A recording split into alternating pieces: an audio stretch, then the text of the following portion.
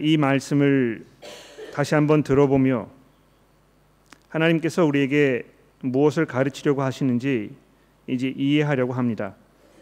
하나님 그러기 위하여 하나님의 도움이 필요하고 주의 성령께서 저희들의 마음과 생각을 지켜주셔야 하겠사오니 주여 저희들을 그냥 내버려 두지 마시고 주의 성령의 능력으로 저에게 임하셔서 우리가 이 말씀을 주의 말씀으로 들으며 우리의 삶 속에 순종과 믿음과 회개로 나아갈 수 있도록 도와주시기를 예수 그리스도의 이름으로 간절히 기도합니다.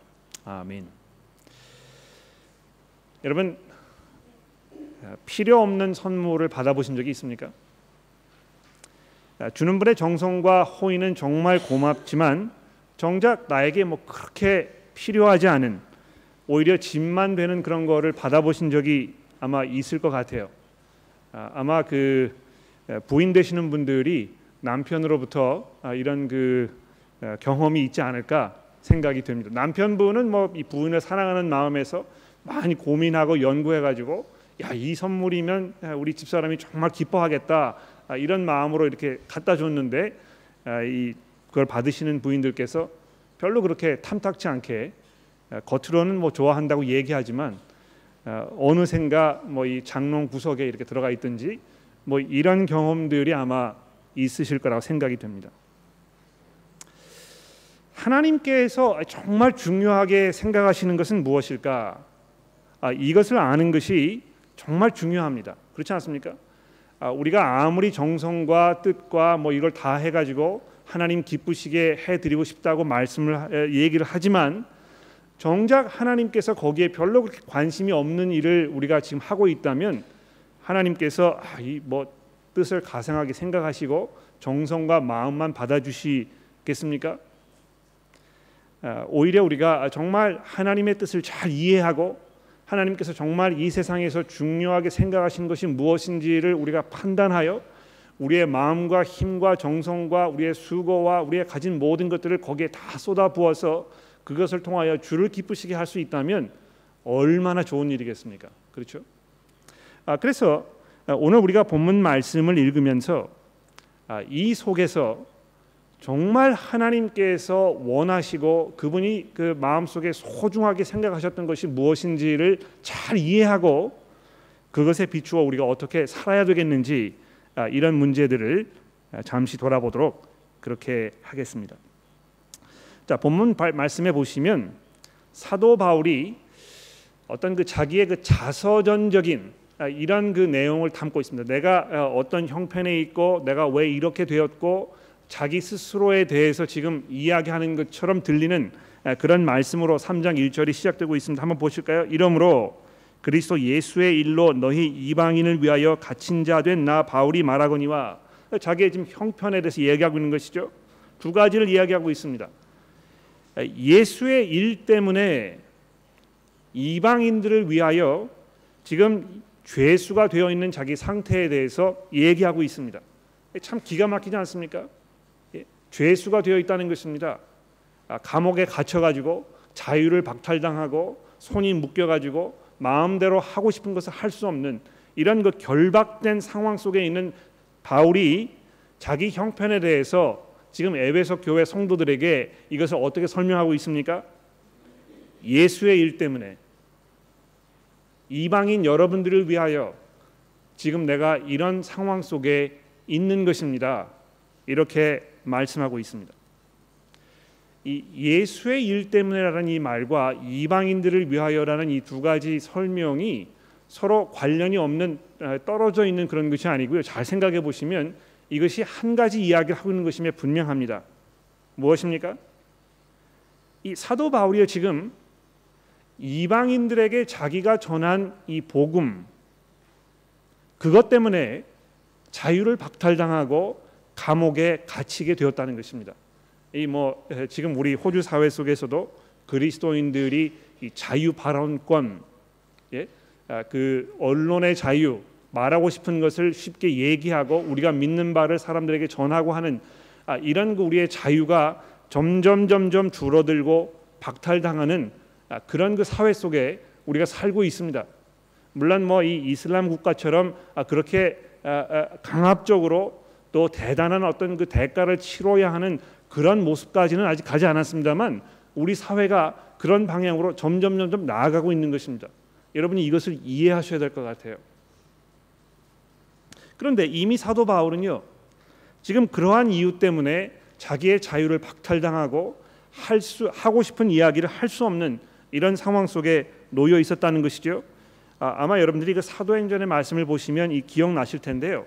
사도 바울이 이 에베소 교회 성도들과 작별 인사를 하고 나서 예루살렘에 올라가 가지고요. 21장에 보시면 유대인들의 그 폭동에 의해서 선동에 의해 가지고 체포를 당해서 이제 신문을 받게 되는, 그래서 결과적으로는 로마에까지 끌려가는 그런 그 바울 사도의 마지막 여정에 대해서 쭉 설명하고 있습니다. 그런데 왜 예루살렘에 올라갔을 때에 이 사도 바울이 이렇게 결박을 당한 것입니까?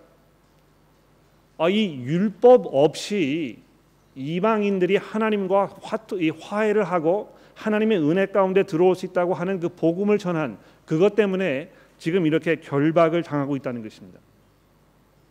예수의 일 때문에, 예수께서 십자가 위에서 무엇을 이루셨는지를 설명했기 때문에, 그리고 그것을 통해서 이방인들이 유대인들과 똑같이 한 방법으로 하나님의 은혜에 참여할 수 있게 되었다는 이 복음의 메시지 때문에 지금 바울 사도가 죄수가 되어 있는 것입니다.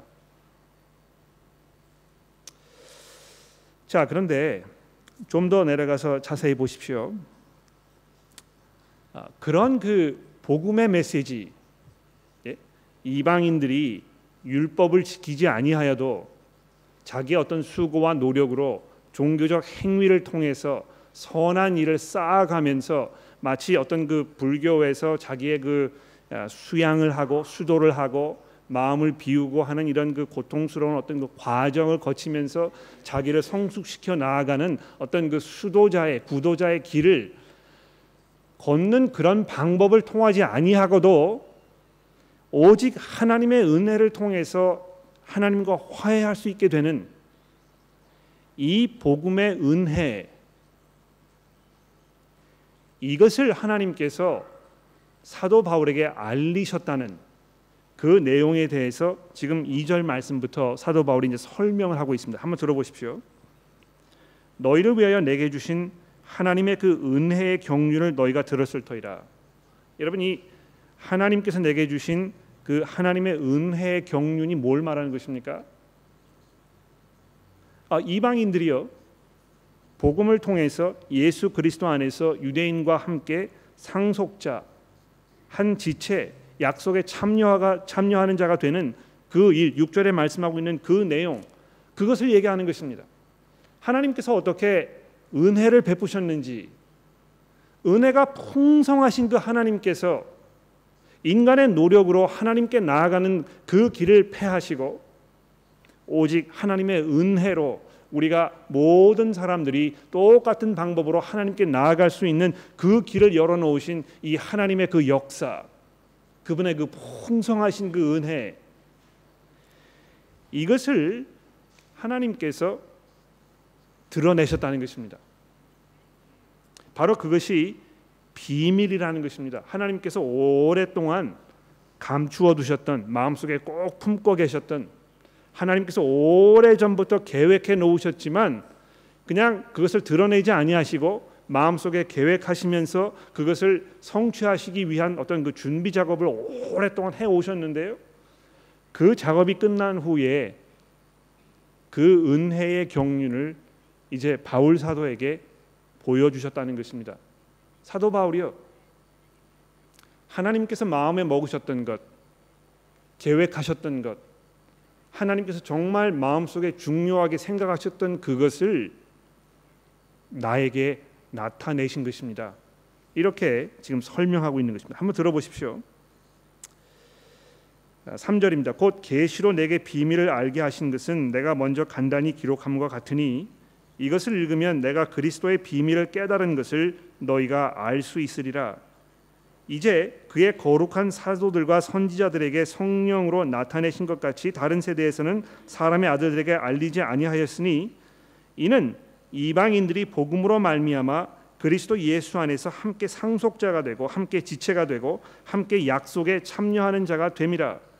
이 복음을 위하여 그의 능력이 역사하시는 대로 내게 주신 하나님의 은혜의 선물을 따라 내가 일꾼이 되었노라.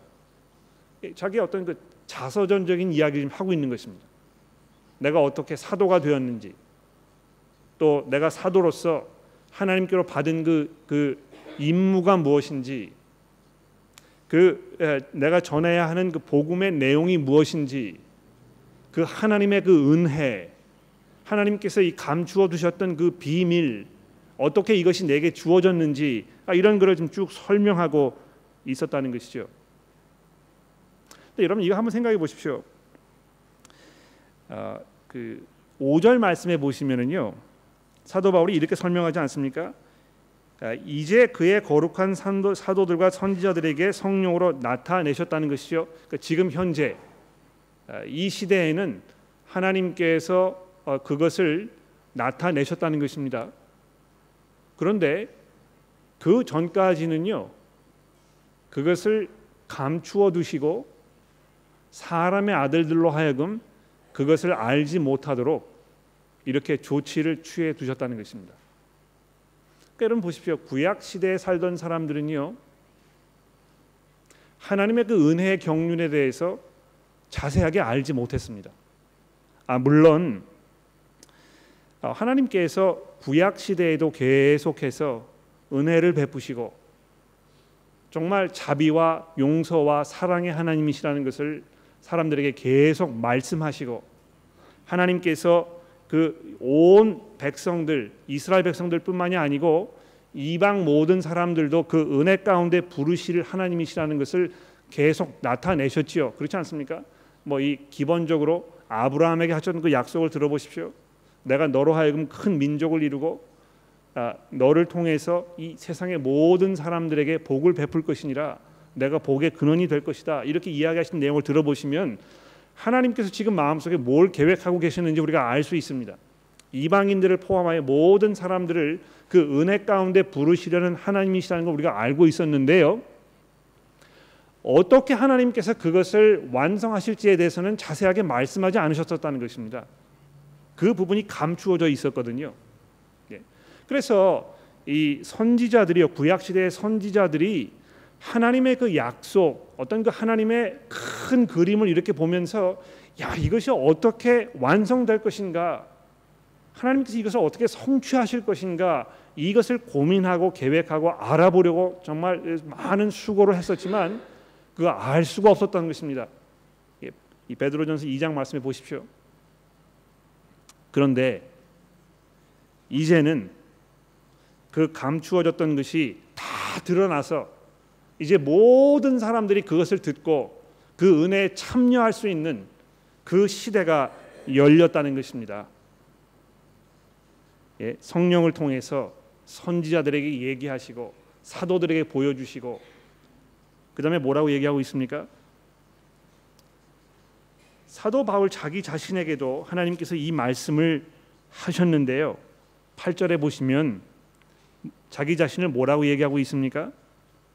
모든 성도 중에 지극히 작은 자보다 더 작은 나에게 이 은혜를 주신 것은 측량할 수 없는 그리스도의 풍성함을 이방인에게 전하게 하시고 영원부터 만물을 창조하신 하나님 속에 감추어졌던 비밀의 경륜이 어떠한 것을 드러내게 하려 하심이라. 여러분, 사도 바울이요, 하나님께로부터 이런 엄청난 그 은혜를 입었다는 것이죠. 엄청난 특권을 받은 것입니다.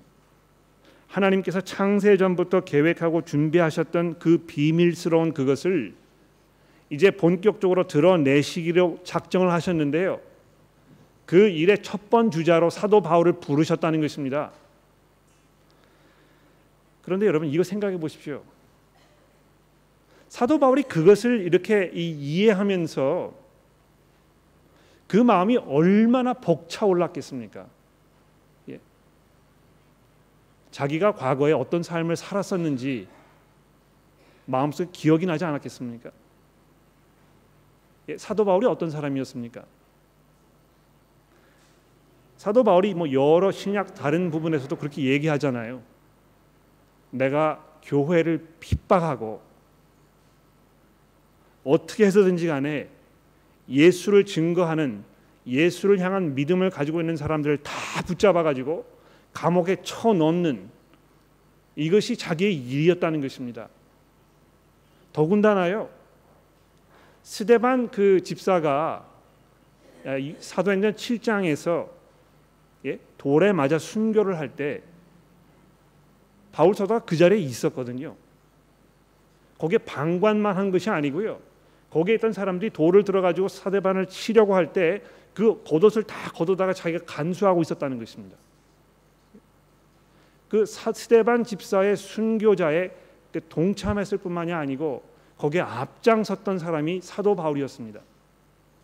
그랬던 자기에게 하나님께서 그 하나님의 은혜의 경륜을 보여주시고 그를 부르셔서 하나님의 이 말씀의 사역자로 삼으시고 그로 하여금 이방 사람들에게 이 놀라운 그리스도의 비밀을 전하게 하셨다는 이것이 사도 바울에게 어떻게 다가왔겠습니까?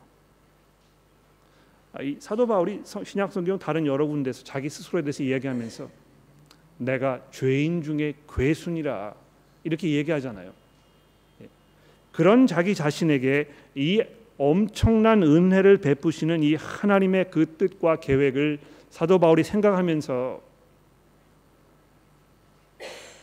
이것이 얼마나 놀라운 특권인가. 그래서 사도 바울이 뭐라고 얘기합니까? 내가 복음을 전하지 않으면 내게 화가 있을 것이다, 이렇게 고백했다는 것입니다. 그래서 여기 그 본문 이제 여러 군데에 보시면 하나님께서 자기에게 그 주신, 자기에게 베푸신 그 은혜에 대해서 여러 번 얘기하지 않습니까? 2절 말씀해 보십시오. 너희를 위하여 내게 주신 하나님의 그 은혜의 경륜을. 또 3절에 보십시오. 계시로 내게 이 비밀을 알게 하신 것은. 또 7절에 보십시오. 그의 능력이 역사하시는 대로 내게 주신 이 하나님의 은혜의 선물을 따라. 또 8절에 보십시오. 모든 성도 중에 지극히 작은 자보다 더 작은 자에게, 작은 나에게 이 은혜를 주신 것은. 이렇게 하면서 하나님의 그 열정, 하나님의 그 뜻, 그분이 정말 중요하게 생각하셨던 것, 이것을 지금 얘기하고 있습니다. 여러분, 하나님은 어떤 하나님이십니까? 이방인들이 복음을 듣고 하나님과 화해하여 하나님의 그 용서의 은혜 안에 들어오시도록 하기 원하시는 그런 하나님이신 것입니다. 이 얼마나 지극한, 얼마나 깊은 그런 정성이며 은혜입니까? 하나님께서 여러분과 저를요, 창세 전부터 마음속에 품으시고 여러분들과 저에게 이 은혜의 복음이 전달되어서 우리로 하여금 하나님과 평화를 누리도록 이렇게 간절하게 염원하고 계셨다는 것입니다. 우리가 그 은혜를 통해서 이제 담대하게 주의 보좌 앞에 나아갈 수 있게 된 것입니다. 사도 바울이 이것을 8절에 이렇게 얘기하지 않습니까? 모든 성도 중에 지극히 작은 자보다 더 작은 나에게 이 은혜를 주신 것은 측량할 수 없는 그리스도의 풍성함을 이방인에게 전하게 하시고 영원부터 만물을 창조하신 하나님 속에 감추어졌던 이 비밀의 경륜이 어떠한 것을 드러내게 하려 하심이라. 하나님께서 이것을 드러내지 않으셨을 수도 있습니다. 그렇죠? 이런 계획조차 가지지 않으셨을 수도 있어요. 왜 하나님께서 하나님을 원수로 생각하고 하나님을 짐으로 생각하고 하나님을 귀찮게 생각하고 하나님과 이 관계하는 것을 어떤 그 부담으로 생각하는 이런 사람들을 향해서 은혜를 베푸셨겠습니까? 여러분, 우리가 매일매일의 그 삶을 살면서 이 고민하지 않습니까? 순종의 문제로, 이 경건함의 문제로 우리가 고민하잖아요. 야, 이거 하나님의 말씀을 순종하면 내가 이렇게 하지 말고 저렇게 해야 될 텐데 내가 이렇게 할까 저렇게 할까. 이게 참 마음속에 큰 그 짐이고 어려움이다. 내 멋대로 하고 싶은데. 그런데 여러분, 이 하나님의 은혜를 생각해 보십시오. 하나님께서 창세전부터 그렇게 버릇없고 못되고 고집스러운 여러분과 저를 그 은혜 가운데 품으시기 위하여 그 오랜 기간 동안 준비하고 계획해 놓으셨다가 그 아들을 보내시고 그 아들이 부르신 그 사도 바울의 이 복음 선포를 통하여 이제 하나님과 화해할 수 있는 그 길이 우리에게 밝히 보여지고 설명되어지고 우리가 그 믿음을 통해서 그 은혜에 참여할 수 있게 되는 이런 놀라운 변화가 우리에게 주어졌다는 것입니다.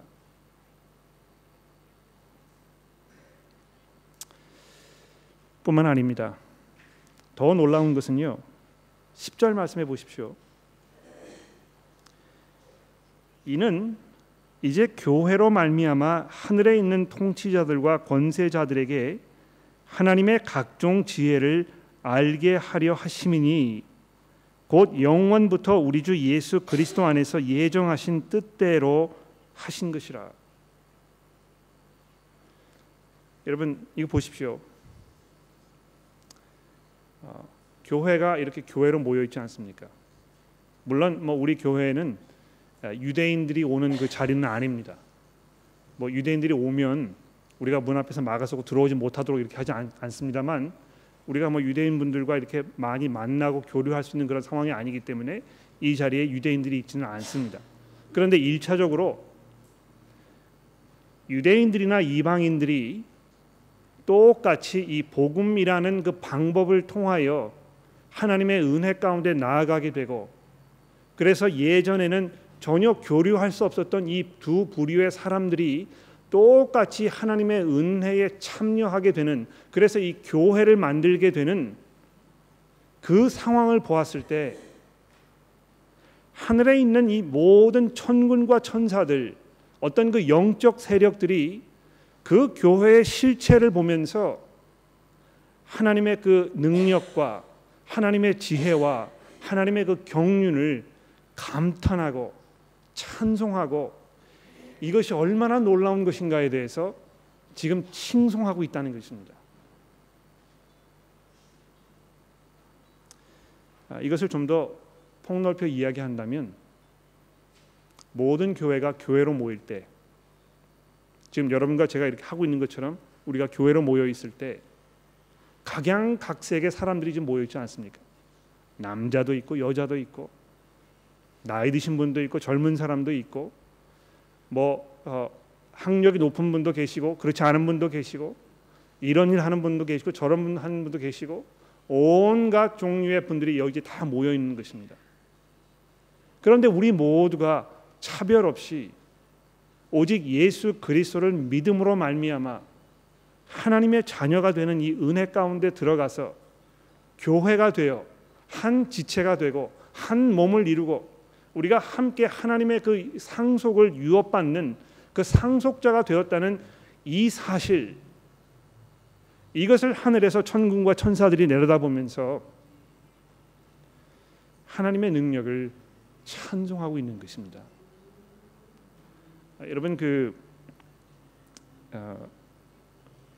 운동 경기 이렇게 벌어지면, 좀 중요한 운동 경기면 그 운동장에 관중들이 가득 들어차 있지 않습니까? 그 운동장 한가운데에서 선수들이 지금 뭘 하고 있는데요. 그것을 주변에 있는 그 수많은 구름대 같은 관중들이 보면서 소리를 지르고 기뻐하고 탄성을 내뱉고 이렇게 하지 않습니까? 거기에서 정말 어떤 그 신기에 가까운 그런 능력으로 득점을 하는 선수가 있을 때 모든 사람들이 일어나 가지고 박수를 치면서 환호성을 부르는데요. 교회가 지금 바로 그렇다는 것입니다. 여러분과 제가 지금 이 자리에 앉아서 예수 그리스도를 구주로 고백하고 하나님의 은혜를 찬송하고 우리가 담대한 마음으로 주의 보좌 앞에 나아가서 우리의 필요한 것들을 기도로 말씀드리는 이 자리가 하늘에 있는 모든 천사들과 그 악의 세력들에게는요, 하나님의 능력에 대한 아주 분명한 그 증거가 된다는 것입니다. 그러므로 여러분, 교회 나오시는 거 별로 그렇게 대수롭지 않은 일처럼 생각하지 마십시오. 이것은 정말 장엄하고 엄숙하고 놀랍고 경탄할 만한 그런 그 전 우주적인 사건입니다. 그렇지 않습니까? 바로 이것을 통해서, 이 자리를 통해서 얼마나 하나님께서 은혜가 풍성하신 하나님이신지, 얼마나 하나님께서 지혜로우신 분이신지 이것이 증거되고 있다는 것입니다. 그래서 사도 바울이 이렇게 본문을 결론을 맺고 있습니다. 우리가 그 안에서 그를 믿음으로 말미암아 담대함과 확신을 가지고 하나님께 나아감을 얻느니라. 이것이 복음의 은혜이고 이것이 하나님의 그 지혜의 능력입니다. 여러분과 제가요, 예수 그리스도를 믿음으로 말미암아 우리의 노력이 아닌, 우리의 수고가 아닌, 우리의 열정이 아닌 오직 그 하나님의 은혜만을 말미암아 우리가 담대함과 확신으로 이제 하나님께 나아가게 된 것입니다. 그러므로 13절에 보십시오. 너희에게 구하노니 너희를 위한 나의 여러 환난에 대하여 낙심하지 말라. 이는 너희의 영광이니라. 다시 사도 바울이 처음에 했던 자기 형편에 대해서 이야기하고 있습니다. 내가 지금 이렇게 사로잡힌 바 되어 죄수의 신분으로 감옥에 갇혀서 보잘것없는 것처럼 초라하게 이렇게 보이고 있지만 오히려 이것이 성도들에게 영광스러운 일이라고 사도 바울이 얘기하고 있는 것입니다. 여러분, 하나님께서 정말 그 마음속에 원하시는 것이 무엇이었습니까? 오랫동안 비밀로 감추어 두셨다가 때가 되었을 때 그 사도로 하여금 이것을 다 공포하시고 모든 사람들로 하여금 알아듣도록 이렇게 하셨던 그분의 그 열정, 그것이 무엇입니까? 예수를 믿는 믿음으로 말미암아 우리가 하나님의 은혜에 참여하게 되는, 그 은혜에 동참하게 되는, 바로 이것이 하나님의 원하시는 바였다는 것입니다. 우리가 교회로서 지금 뭘 하는 것인가? 교회가 어디로 가야 할 것인가? 교회를 향해서 하나님께서 가지고 계시는 그분의 그 염원, 바람, 이것은 무엇인가? 곧 그리스도를 통해서 모든 사람들이 하나님께 이 용서의 은혜를 받을 수 있다는, 그것이 선포되는 것입니다.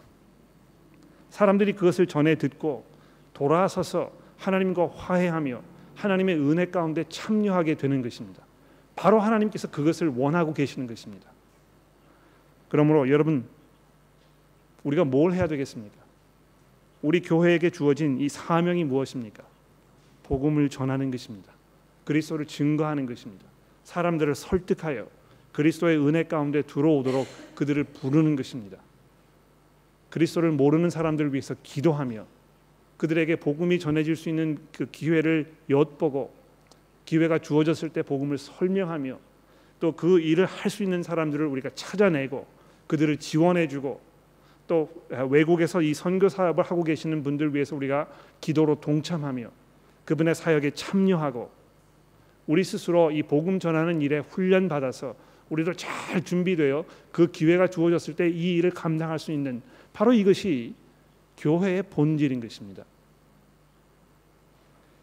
우리가 무기력하게 그저 내 삶 속에 벌어지는 어떤 그 긴박하게 느껴지는 그런 일들, 여기에서 헤어나지 못하여 하나님의 그 마음을 잃지 못하는 그런 어리석음에서 벗어납시다. 우리가 좀 더 눈을 크게 뜨고 하나님께서 에베소서 말씀을 통해서 우리에게 주시는 이 큰 그림을 바라보면서 우리의 삶을 재조명하고 우리가 나아가야 할 그 길을 다시 한번 돌아보고 새로운 결정과 새로운 마음과 새로운 헌신을 우리가 할 수 있게 되기를 간절히 기도합니다.